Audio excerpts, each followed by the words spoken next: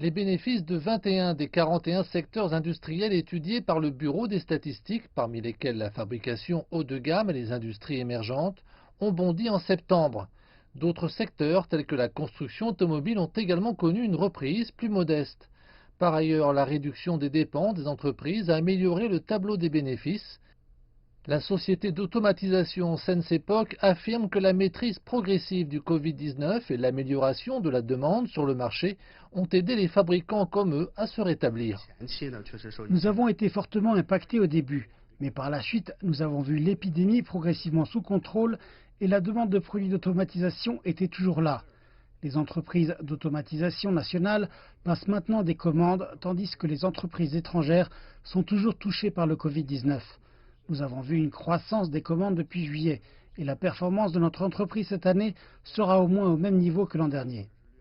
Li Ruosheng affirme que les politiques de soutien, notamment l'allègement des charges fiscales et la réduction des taux d'intérêt bancaires qui sont entrés en vigueur au premier semestre de l'année, ont donné aux fabricants comme eux une meilleure chance de traverser la période difficile.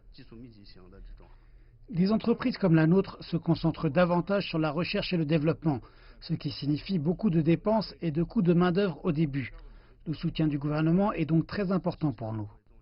Certains fabricants de logiciels ont vu l'opportunité d'étendre leurs activités car le Covid-19 a accru le besoin de technologies sans contact. Le fabricant de logiciels Linkage s'attend à une augmentation de 20% de ses revenus cette année. Nous avons constaté qu'en fait la demande pour nos produits augmentait.